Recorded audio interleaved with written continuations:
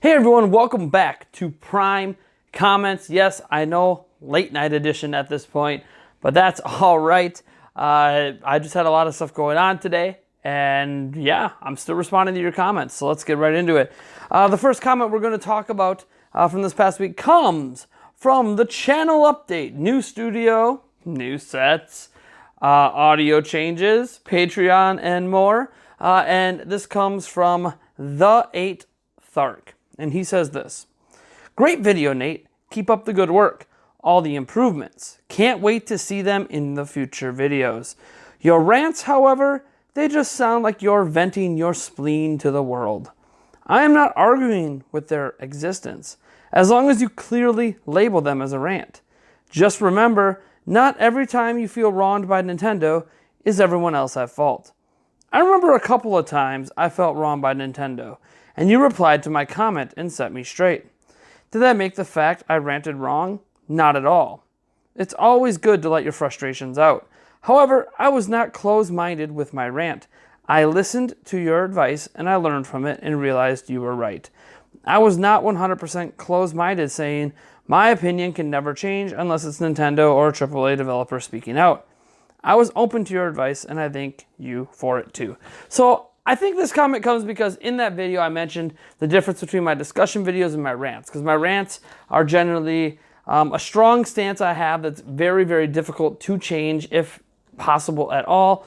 And then there's the discussion videos where I probably have a stance on something, but my mind can be changed. People can educate me, people can make their arguments, and my mind is not completely set in stone in cases like that. So the reason I said that about rants, and the reason I said that, in particular to the one situation with Splatoon 2 and Pokemon, that only Nintendo and Game Freak can change my mind, it's because only Nintendo and Game Freak can change my mind. It doesn't matter what someone tells me, Splatoon 2 ranked data should be hosted online. Only Nintendo and Game Freak can fix that. You can't fix that. The 18,000 people defending it can't fix that. Only Nintendo and Game Freak can do it. So it doesn't matter what anyone else says, because what everyone else says doesn't fix the problem. And I'm going to still have a problem with it. The excuses for Pokemon save data, I do not agree with any of them. And I think why it comes across as me getting angry at the people versus getting angry at Nintendo, right? Like, why am I not yelling at Nintendo? Why does it feel like I'm coming down on the fans? It's because the rants in regards to those particular topics, Pokemon and Splatoon 2 and the online system, that had to do with me responding to fans. I actually was targeting fans. I was targeting people who defended it. I actually put this up on Twitter a little bit ago. I mentioned how I am upset with Nintendo. I have let Nintendo know in the most constructive ways I can. I've answered their polls. I've sent them emails. I've given them feedback through their official feedback forms. I've done everything I'm supposed to do, and in every possible interaction I have had with Nintendo, I have been cordial and letting them know, I think this is wrong, here is why, here's how I think it could be better. And when you see me not react that way to fans, when you see me get impassioned and almost yelling at times, it's because I'm being yelled at by the fans. I'll call out Nintendo on something quite calmly, or maybe a little impassioned, but just to show how much I care about the topic, and then I'll get oodles of responses of fans just berating me. And so when I make a rant video that is directly addressing people defense forcing, I'm addressing the people defense forcing. So it's going to sound like I'm targeting people who are defending it, because that's what I was doing in that video. It's interesting because Nintendo thought in one particular video that I was addressing Nintendo directly, and they didn't like my tone, but I was addressing fans. And maybe I need to do a better distinction with that. The fact that you felt that way tells me that I actually did it the way that I intended to, but you thought maybe I wasn't targeting fans. I don't know. At the end of the day, the thing is, when I rant, it is hard to change my mind. Not only am I stubborn as a fault, it's just a fault of my personality. I can be very, very stubborn. If you guys haven't figured that out by now, I don't know when you will. But that being said, when I rant about something, yeah, my mind's pretty much made up at that point. I'm angry, and it doesn't matter what anyone says except for the people that can actually fix the thing I'm angry about. That's why I said no one can change my thought process and my feelings from my rants on this stuff, except for the companies that are responsible for those feelings existing in the first place. That is why I'm saying it doesn't matter what you say, it doesn't matter what anybody else says, it can't change my mind. Now, you talked about how I actually changed your mind. And I'm glad that I was able to do that. I don't want people to feel like they need to agree with me. They don't have to. But, you know, when you talk about, you know, that, you know, you felt wronged by Nintendo and you replied to, because I think what happens, like I'm going to tell you right now, with this online system, I don't feel wronged by Nintendo. I feel like Nintendo is doing this because they know people are going to pay. It's literally a cash grab. And, okay, sure. But if you're going to cash grab, the value has to be there in comparison to what you've done. I mentioned this on Twitter as well recently, that Wii U had a better online infrastructure and more features than the current online system that they're going to be charging for. That can't exist. You can't give people less features but charge them than when it was 100% free. So that's my issue. And I don't feel like Nintendo's slighting me personally. And I think that's what happens when people get upset at companies. I see people who get super angry at EA and tell them to F off and all this stuff. And honestly, it's hard at times when you're dealing with a business and you're living in this bubble and you're not considering anything outside of it. This can happen with debates with fans as well. You can be in this bubble and not consider things. But usually when I'm ranting, and I'm ranting with aimed at particular fans that might have a certain stance or are defense forcing something, I already know the other side of the coin. I already see it. I understand why they're saying that, and I still think they're wrong. So, I'm not going to sit here and pretend I'm the most open-minded person in the world. My mind has been changed on many occasions. But when it comes to rants, it's not even that Nintendo and Game Freak can really change my mind. It's that they could just fix it so I'm not mad anymore. Anyways, let's move on to the next comment. This one comes from the Nintendo Switch's online service is even worse than I thought. One of my top viewed videos from this past week. I think it actually is the top viewed. And this comes from Mushroom Gaming Senpai. And he said this: I sold my Switch today. I am glad it's gone. I liked the first party games, but 1, no native voice chat on the Switch. 2, you can't save your game saves on the local micro SD card, which Nintendo could easily do. Instead, they charge Nintendo gamers for cloud backups, and not all the games are supported. 3, they give us BS NES games, which almost every Nintendo fan has played years ago. To me, the Switch is worse than the Wii U. It's sad, but why argue to all the blind Nintendo fans? Go, it's your money. The Switch is a castrated Wii U with Wii U ports and less features, plus an online service that is a bad choice. So I understand all your criticisms, many of the criticisms I made myself, but what you're missing in your entire conversation is the only mention of games that you even bring up is that it's just a bunch of Wii U ports. But that's not factually true. Let's actually look at how many Wii U ports there are. And there's a lot, but let's go through the Wii U ports. So started with Mario Kart. And I'm just focusing on the Nintendo ones, by the way. So you got Mario Kart. And then we didn't really get another Wii U port until, was it this year? Hyrule Warriors, Captain Toad, Bayonetta 1 and 2, I guess. Technically 2, 1 and 2. And, I don't know why I'm drawing a blank on this. I just, Donkey Kong Tropical Freeze, it's right here. So Tropical Freeze. And then what was the other one? I'm missing one in there. Someone's gonna like catch the one that I missed. Anyway, there's like 6 or 7 of them. But now let's look at the new games that are on Switch. So Breath of the Wild, I'll give you about it being a Wii U port, but it technically launched on both systems at the same time, so you can count it for either system. So whatever, it's blowing up on Switch. That's obviously the primary platform people are playing it on. So I'm going to consider it a Switch game at this point. So we have Breath of the Wild, we have ARMS, we have Splatoon 2, we have Fire Emblem Warriors, we have Xenoblade Chronicles 2, Super Mario Odyssey. Let me see here. I'm missing one in there. Mario plus Rabbids Kingdom Battle. That's 7 right there just last year. Kirby Star Allies. That's 8. Labo, technically. That's 9. Mario Tennis Aces. That's 10. Octopath Traveler. That's 11. And we still have Super Mario Party, Pokemon, Smash coming this year. So that's 3 more. That gets us to like 12 to 13. And then obviously next year we already have like 7 games on slate. So there's actually been more I almost said more Wii U, more Switch new games than there has been Wii U ports by like almost a 2-to-1 measure.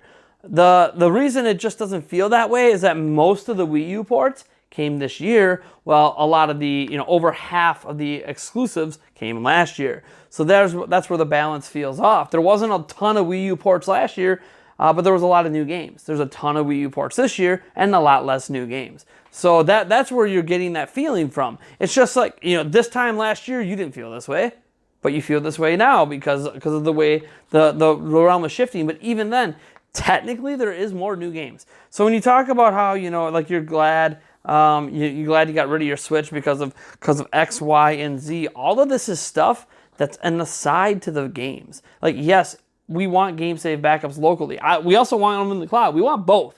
We shouldn't have to choose cloud or local. We should have the cloud service and also have local backups. Like, we shouldn't be asking for either or. It shouldn't be that situation. Everywhere has both. You can back up your stuff on your phone, on your computer, on any Xbox, PlayStation, on any other device, both in local storage and up in the cloud if you want. That's an option. It should be there on Switch as well. Maybe it will be there one day, but I don't view it as an either-or situation. You could think the Wii U was better. It was free, of course, but there is a convenience to having things in the cloud versus local storage, too, including the fact that you don't have to worry about losing your local storage, especially like a little micro SD card.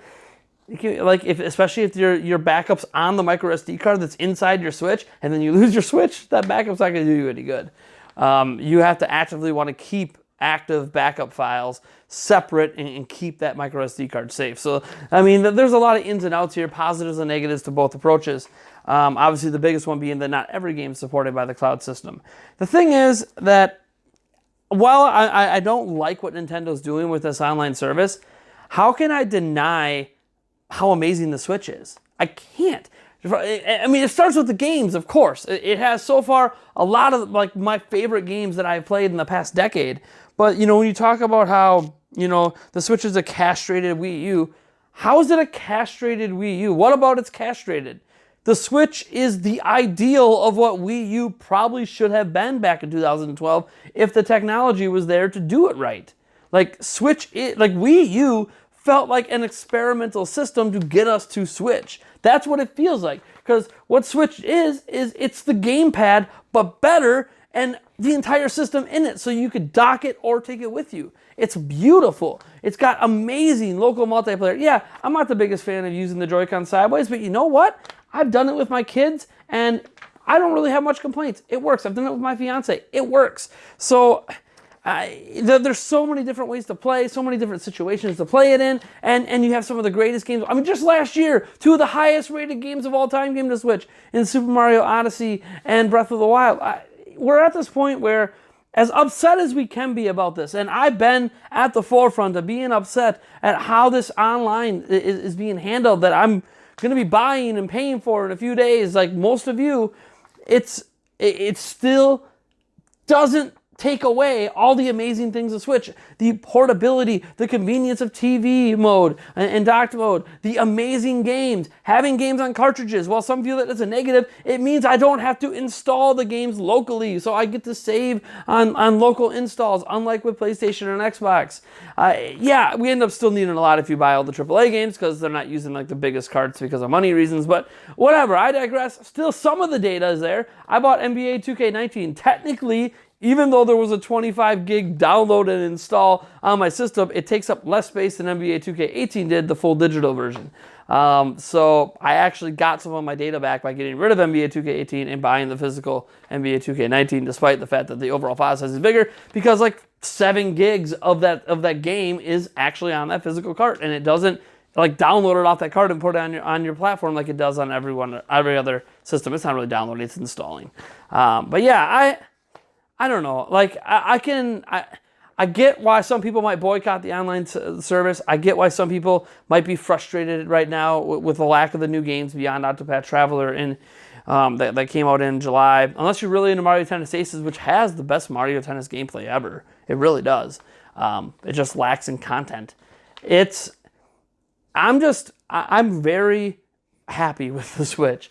And maybe I've done a poor job the past couple weeks conveying my pleasure with the Switch. I did make a really positive video about the Nintendo Direct, but not everyone saw that. In fact, it got very few views. People seem to be more interested in my criticism and negativity. I need to make people pay more attention to both the negatives and the positives and look at it equally. Otherwise, you get people calling me a shill because all they see is the positive videos, or you get people calling me a whiner and a complainer because all they see is the negative videos. And really, there's actually a nice balance on this channel. I praise and criticize because I love both love Nintendo and want them to get better. So yeah, I got to do a better job, I guess, of maybe getting that positivity out there. When someone comes into one of my videos and they're like, yeah, this video proves everything about why I'm so happy I got rid of my Switch. I mean, what are you happy about? You just got rid of your Nintendo Switch, so now you can't play Smash Bros. Now you can't play Pokemon. Now you can't, well, maybe you have a Wii U so you can play Breath of the Wild, but now you can't play Super Mario Odyssey and Splatoon 2 and ARMS and Octopath Traveler. Like, you are just denying yourself the ability to play great games because you're upset about a service you don't even need to pay for if you don't want to. Just don't get it. See, I can't ever go along with that as much as I'm critical on this stuff. I can't agree with just getting rid of the Switch and denying yourself like the right to play games, like the ability to play these amazing games. Just like I wouldn't want someone who really likes PlayStation 4 games to get rid of their PlayStation 4 because they don't like Sony's stance on crossplay. It's like, why are you hurting yourself? Like, you can still like make demands of Nintendo, make demands of Sony and Microsoft and stuff without having to sell your platform or not give them money. Like, everyone acts like money talks. All money tells them is that they're doing something wrong. It doesn't tell them what they're doing wrong. So yeah, just like denying them your wallet isn't always the answer. And I think sometimes we fall into that trap where we need to make this grandiose stand with our wallets and blah, blah, blah, and getting rid of our platforms. It's like, they already got your sales, so it's already counted in the data. You think they care at this point about you selling your Switch? Probably not. What you should care about are, does the Switch have games you want to play? If the answer is yes, you just screwed yourself. Nintendo didn't screw you. Anyways, moving on. The next comment comes from with Luigi's Mansion 3 and Animal Crossing in tow, Switch's 2019 will top 2017. And again, positive video here. And this comment comes from Zoltor. And he says, whoa there, Nate. Don't gloss over this Final Fantasy thing. Well, normally I would agree. New games trump ports. This is a rather special situation. Square literally stole the show. The amount of games they are bringing over is staggering. And the sick thing is, it was done during what should have been a medium-tier direct. It was almost perfection. But for some reason, Final Fantasy VIII is missing. Someone during the Spawnwave stream claims that there is a licensing issue, which is why Final Fantasy VIII has never been re-released at all. However, that's odd. Sony doesn't have such, and generally Square has 100% rights to all Final Fantasy games they ever even published, so I don't know why Final Fantasy VIII is different. This showing is a clear indication that we owe Octopath Traveler mad thanks. It's clear Octopath Traveler did the impossible and opened Square's eyes to reality for the first time since 2001. Well, I guess Square decided they don't want to be as crappy as Crapcom after all. For starters, I don't agree with calling Crapcom like that. Like, Capcom is not Crapcom. Do you play the Mega Man 11 demo? Like, Capcom's still making good games. Monster Hunter World was a good game. Monster Hunter Generations Ultimate is a good game. Capcom makes this stuff. I think we need to set, like, you can be upset and critical of companies without literally mocking their name. I just don't, I don't like that kind of attitude, and I don't think it accomplishes anything that you hope it accomplishes. That being said, the reason that I didn't treat the Final Fantasy games like they were as big a deal as some is because I played all these games. It's really cool. Like, there's that part of my brain that's like, guys, do you realize that Final Fantasy VII, like the game of the generation for PlayStation back in the day, is finally coming to Switch? I mean, maybe this is what they felt like when Resident Evil 4 started going to other platforms besides GameCube. Like, here's this awesome, maybe best Resident Evil ever, and now it's finally off of Nintendo and on other platforms. The thing is I don't know how much Octopath Traveler is to thank for this, because this decision would have been made before Octopath Traveler even came out. Remember, Octopath Traveler just came out like a month and a half ago. It hasn't been that long. These decisions were made before Octopath Traveler was a resounding success. So I don't think that has anything to do with it, and all of these games are going to Xbox. What you have to remember here is all they're doing is porting old games from old systems to Switch. That's all they're doing. You know, Final Fantasy 15 and Final Fantasy Crystal Chronicles Remastered notwithstanding, they're just porting old games. Am I supposed to jump out of my chair in excitement? Like, I've played all these Final Fantasy games. I don't really... actually, to be fair, I've never played Final Fantasy 7. I know, blasphemy. But besides that, I've played all the rest, including Final Fantasy 8. And when people say the licensing issues might be it, it's not just... Like, licensing issues aren't just about who controls the IP. It can be music related. That's usually one that, like, what's one of the reasons Mother 3 hasn't been ported yet, because of licensing issues with music. It could be art related. It could be someone that used to work at Square that actually owns some rights to it that they have a licensing agreement with that person won't let it come out again. There's a lot of reasons that Final Fantasy VIII might not be allowed to come out, because it wasn't just on Sony. I played it on PC, so like it wasn't like Sony had a licensing deal for it. Square chose to make it, you know, console exclusive at that time to PlayStation. Anyways, that's neither here nor there. I didn't make a big deal out of the Final Fantasy stuff because it's just old games coming. Like, yeah, they're games that weren't on Switch, but I mean, it's just like when Crash Bandicoot Insane Trilogy came. I mean, it's really great that we're getting those Crash games, or we have those Crash games now, but I don't think it's that big of a deal. These are just old games. In the case of that was a remaster, but, you know, and I'm excited for Final Fantasy Crystal Chronicles, which, by the way, it's going to Xbox too. Like, here's the thing. Octopath Traveler didn't make this decision for Square. Square made the decision that it's really cheap to bring our old games to all platforms, so why aren't we doing that? They're just looking to get money out of you. You know, you can be hyped about it, you can be excited, and I don't want to kill your excitement, and you're more than welcome to jump for the moon that we're getting almost all the entire Final Fantasy roster besides 1 through 6, and 8, and I think 13 and 14, although 14 is an online game, an MMO. So, we could jump out of our chairs and be all excited about it. But what would have got me excited is that if we were getting Final Fantasy 15, the full console version, not the mobile one. Now, to be fair, this mobile version is also going to PlayStation and also going to Xbox, so everyone's getting it. But I would have been excited about a current-gen Final Fantasy game coming to Switch. When we're talking about just more old ports, how is this any different than any other old port that's come to the system from older generations? The Neo Geo games, as an example. Those were Neo Geo games, not on Nintendo systems. We've had... like L.A. Noire, yeah, it was remastered, but still, L.A. Noire was a last generation game that came out. We have more last generation games coming over. I don't know where am I supposed to be? Like, explain to me, if you guys are true Final Fantasy fans, where the excitement comes to have these games on Switch that we've already played a bunch. Like, I get having them on the go and all that convenience. I understand it. It's one of the reasons I love Switch, but why should I be excited about that? I mean... I guess, shouldn't I expect it? I expect Square to bring all their old games. Why wouldn't they bring their old games? It would be shocking if they didn't bring their old games. I get the significance of a game like Final Fantasy VII, but, I mean, that significance is over 25 plus years old at this point. Like, haven't we moved on from that era? So, I don't know. I'm glad the games are coming, but I expected those games to come eventually because they're just throwing money away not to bring them.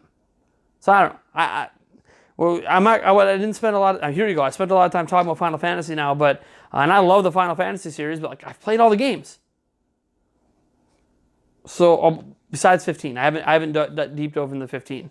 But I've played like most of the Final Fantasy series. Cool, now they're on Switch. That's good news. I just don't know why it's a big deal. Switch is literally getting ports and ports and ports of old games all the time. I know it's a big IP, but I mean, it'd be more surprising if Switch didn't get it and Xbox did, if that made sense. Moving on. The last comment we're talking about comes from the Assassin's Creed Odyssey is coming to Switch sort of video. And this comes from Deceptijon. And he says, I think something people tend to forget about the Switch is that Nintendo purposely marketed it as something that plays games in more than one way. I feel like streaming is another one of those ways Nintendo is delivering, and there shouldn't be anything wrong with that. I think it's fine to have games that are 100% relying on an internet connection. Hell, I've talked to many people who solely play their Switch docked. Now, it is true. There are a lot of people that only play the Switch docked. There's a lot of people that only play it handheld. Eric's an example. He mainly plays handheld. I mainly play docked, but I also play handheld. You know, I'm not, it's more like a 75 dock, 25 handheld, and Eric's all 100% handheld, and I know somebody, another person I know in my area is 100% docked. So, like, that's the beauty of the system, is that it's one system kind of for everyone. But one, you can't give Nintendo credit for this because Nintendo's not giving you streaming games. So far it's been Resident Evil 7 and it's been Assassin's Creed. So that's Ubisoft and Capcom. Those companies are the ones streaming games. The only credit Nintendo gets is letting them do it. But why wouldn't they? Sony and Xbox would let them do it too if they wanted to. Like, it's not really to Nintendo's credit. Well, what it is, and I don't mind it. The big thing to remember why I picked out this comment was because I'd say a vast majority of comments in that comment section were not happy about this. Some demanding that the game outright comes to Switch. Some saying that, you know, whatever sacrifices they have to make, even if it's like 140p, it should come to Switch. If they can't bother to bring it to Switch, then we don't want the game at all. Or I don't have good enough internet for this. Or it doesn't matter what your speed of internet is, which is a lie. I used OnLive back in its heyday and was streaming and playing with next to no lag AAA games in my living room right there on my TV with a little tiny box. Like, so, like, your internet connection definitely matters. It also matters how close the servers are to you. And that might have been something I maybe I had an advantage on, but I live in Wisconsin. I don't think the online servers were near Wisconsin. Maybe I'm wrong. Maybe they're located in Chicago or Minneapolis, but I doubt it. I bet you they were located more on the coast, either east or west coast. Whatever. Any argument that says if they can't be bothered to make a physical or digital version, don't bring it to Switch at all, I can't ever get behind that. This argument is actually really nice because I do think that Switch represents one thing and one thing only to me above all else. The games matter than anything else. The games matter more than Nintendo charging for online, which is why some people are going to buy the online service. Because you know what? The games are good enough that you don't mind spending the extra $20 to access them. And I know that sucks to say, and that doesn't mean you have to support it, but it's kind of like, you know what, though, the games are what matter more than anything else. The ability to play Assassin's Creed Odyssey on my Switch, on my big screen, it would be amazing. And you could say, well, just do it on your Xbox or get a PlayStation or get it on PC. And those are all viable options as well. But you know what I love? I love taking most of my library, as much of the library as I can, and enjoying it on one system, in one ecosystem. And that's what Assassin's Creed Odyssey does. Do I agree with the pricing model they're using for it? I don't know. I don't necessarily agree with how they're doing it with Resident Evil 7 either, but this is the early days. This is the experimental phase. There's no standard yet. So every company that's going to try streaming games on Switch, right now exclusively in Japan, they're all experimenting.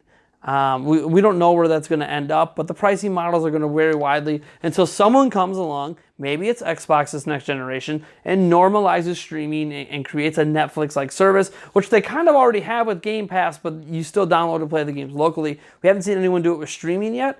So, you know, if someone this next generation does that, that might normalize and make the prices more palatable.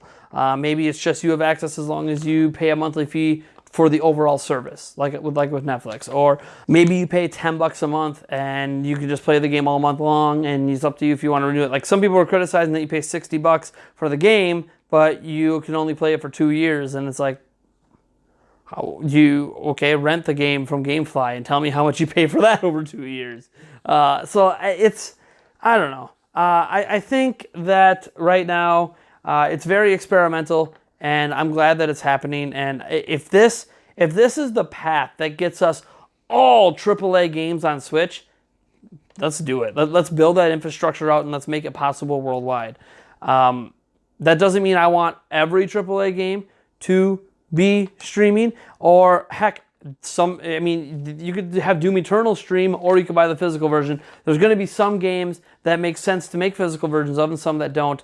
Assassin's Creed Odyssey runs on an engine that is not compatible with Switch. It makes 100% sense for that to run. But like say the next Assassin's Creed runs on Snowdrop. Well, if that's going to come to Switch, they could do a streaming version, but I'd also like to see a standalone physical or digital copy as well, or both, or all three. I think a future can exist where it's completely viable. I'm all for it. It's hard to complain when it's not here. The only complaint I have is that I can't play those games here. My only complaint is they don't have servers here, so I can play Assassin's Creed Odyssey and Resident Evil 7 on my Switch. So my complaint is that Japan has it and I don't. My complaint isn't that this service exists. So I'm way the hell more likely to play Assassin's Creed Odyssey if I can play it on my Switch than any other platform. That's just the way it is for me right now. Anyways, folks, that's going to do it for this video. Thank you so much for all your comments this week. Hopefully the audio and everything turned out. This is a new setup here. This is one of the new sets. I know you guys have probably seen it in a couple videos by now. I might try different angles with it in the future. Might change up the Poe sisters and how I have them lined up. I'm obviously using a lav mic now, so the audio is in experimental mode. It's being recorded into my phone, so that lining that up with the video is still all new here. But things are coming together here at Nintendo Prime. The studio is coming together well. We have one set left to fully finish, and that's the green screen room. And then it's just tidying up a little bit. I do have one special set I want to make, but that's going to be a huge investment. That's going to take hundreds and hundreds of dollars because of some of the equipment I want for it. But we'll worry about that sometime in the future. All right, folks. Thank you so much for tuning in. And if you like this video, you know what to do. And if you dislike the video, hit that dislike button. If you really wanted me to respond to one of your comments this week and I didn't, I'm sorry. This is a really long video already, and I only responded to 4. So just be happy I did that, I guess. All right, folks. I'll catch you guys in the next one.